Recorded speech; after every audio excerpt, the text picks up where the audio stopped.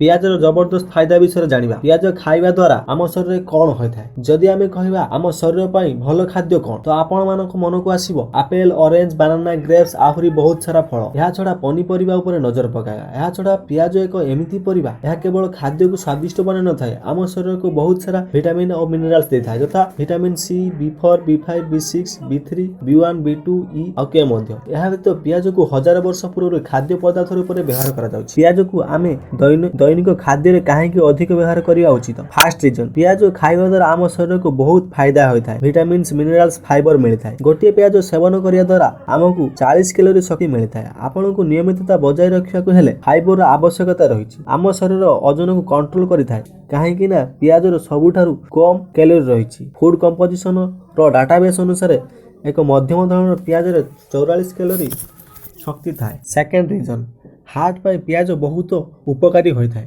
ଯେଉଁମାନେ ହାର୍ଟ ରୋଗୀ ସେମାନଙ୍କୁ ପିଆଜର ରସ ପିଇବା ଦ୍ୱାରା କିଛି ମାତ୍ରାରେ ଉପଶମ ମିଳିଥାଏ। ନ୍ୟାସନାଲ ଲାଇବ୍ରେରୀ ଅଫ୍ ମେଡିସିନ ସେଣ୍ଟରରେ ଏକ ସର୍ବେକ୍ଷଣରୁ ଜଣାପଡ଼ିଛି କି ପିଆଜରେ କୋଲେଷ୍ଟ୍ରଲର ସ୍ତର ଓ ଉଚ୍ଚ ରକ୍ତଚାପ ଓ ହୃଦୟ ରୋଗକୁ କଣ୍ଟ୍ରୋଲ କରିବାର ଶକ୍ତି ରହିଛି।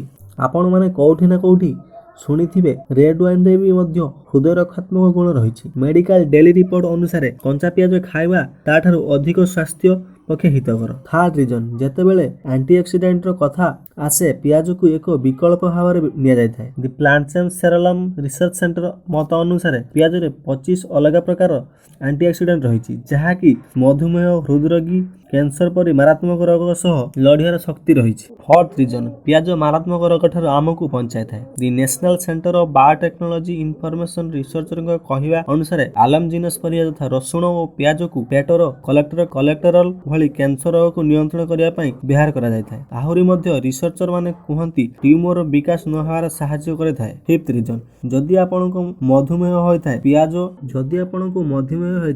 ପିଆଜ ବ୍ଲଡ ସୁଗାରକୁ ନିୟନ୍ତ୍ରଣ କରିଥାଏ, ଖାସ୍ କରି ନାଲି ପିଆଜ। ଏହି ସେଣ୍ଟରରେ 42 ଲୋକଙ୍କୁ ନେଇ ଏକ ସର୍ଭେ କରାଯାଇଥିଲା, ଯେଉଁମାନଙ୍କ ଟାଇପ୍ 2 ଡାଇବେଟିସ୍ ଥିଲା। ସେମାନଙ୍କୁ ନାଲି ପିଆଜ ଖାଇବାକୁ ଦେବା ଦ୍ୱାରା ମାତ୍ର 4 ଘଣ୍ଟାରେ ବ୍ଲଡରେ ଥିବା ସୁଗାରର ପରିମାଣ 40 ମିଲିଗ୍ରାମ ପାର ଡେସି ଲିଟରରେ କମିଗଲା। ସିକ୍ସଥ ରିଜନ୍, ହାଡ଼କୁ ମଜବୁତ କରିବା ପାଇଁ କ୍ଷୀରରେ ତିଆରି ହୋଇଥିବା ଖାଦ୍ୟକୁ ଅଧିକ ବ୍ୟବହାର କରାଯାଇଥାଏ, ମାତ୍ର ପିଆଜ ରସ ମଧ୍ୟ ଏହା କରିଥାଏ। ୟୁଏସ୍ ନ୍ୟାସନାଲ ଲାଇବ୍ରେରୀର କହିବା ଅନୁସାରେ ପ୍ରତିଦିନ ପିଆଜ ରସ ସେବନ କରିବା ଦ୍ୱାରା ହାଡ଼ରେ ଘନତ୍ୱ ଆସିଥାଏ, ଯିଏକି ଅଷ୍ଟିଓପୋରୋସିସକୁ ରୋକିଥାଏ। ଏହି ରୋଗରେ ହାଡ଼ ବହୁତ କମଜୋର ହୋଇଯାଇଥାଏ।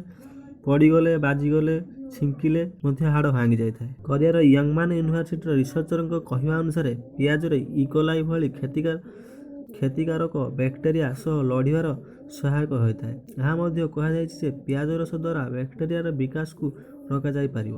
ଏଇଟ୍ଥ ରିଜନ୍, ପିଆଜ ଆମ ପେଟ ପାଇଁ ବହୁତ ଲାଭଦାୟକ ହୋଇଥାଏ। ଦହି ଭଳି ପିଆଜରେ ଏଭଳି ତତ୍ତ୍ୱ ରହିଛି ଯାହାକି ଖାଦ୍ୟ ହଜମ କରିବାରେ ସାହାଯ୍ୟ କରିଥାଏ। ପିଆଜରେ ଫାଇବର ଓ ପ୍ରୋବାୟୋଟିକ୍ସ ବହୁତ ପରିମାଣରେ ରହିଛି, ଯାହା ଫଳରେ କି ପାଚନ କ୍ରିୟା ସଠିକ୍ ଭାବରେ ହୋଇଥାଏ। ନାଇନ୍ଥ ରିଜନ୍, ପିଆଜ ଥଣ୍ଡା ସହ ଲଢ଼ିବାର ମୁଖ୍ୟ ଭୂମିକା ନିଭାଇଥାଏ। ଆପଣମାନେ ତ ଶୁଣିଥିବେ ପିଆଜ ଓ ମହୁର ସିରପ ବିଷୟରେ।